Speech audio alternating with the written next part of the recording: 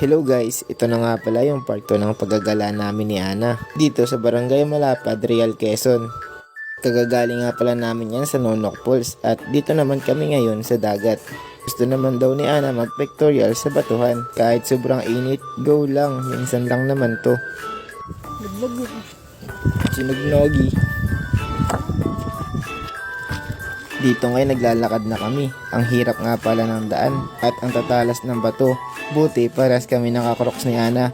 Kaya kahit mahirap ang daan, okay lang. Sulit naman ang view ng dagat at linaw ng tubig. Pag narating mo na yung gusto mong puntahan, hindi mo na mararamdaman yung init at hirap ng inyong pinagdaanan. Para sa picture. Ha? Doon ka, okay ba? Ito. Hello guys.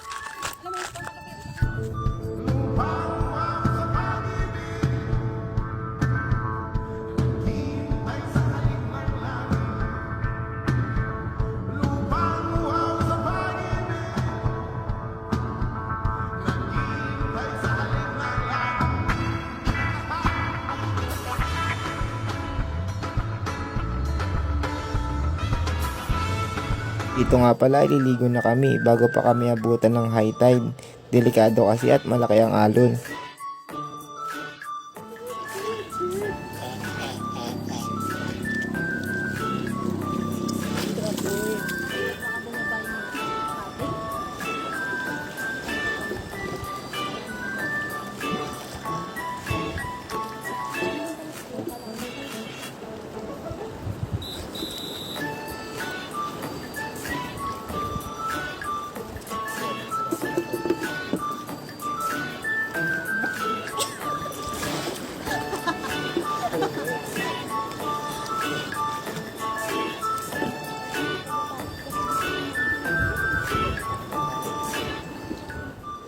Dito nga pala ay nagagayak na kami pauwi.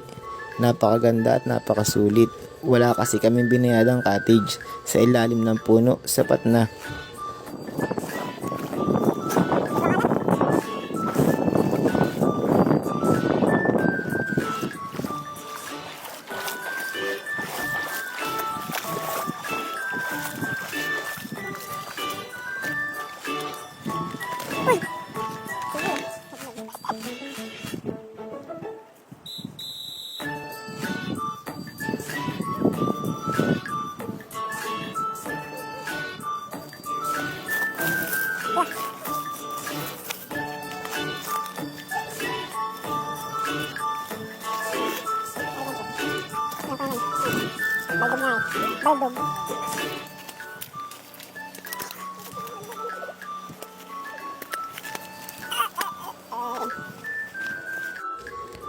Humanap lang kami ng bahay na pwedeng pagparkingan at nagbigay din kami ng 20 pesos at bibingka para safe si Puti.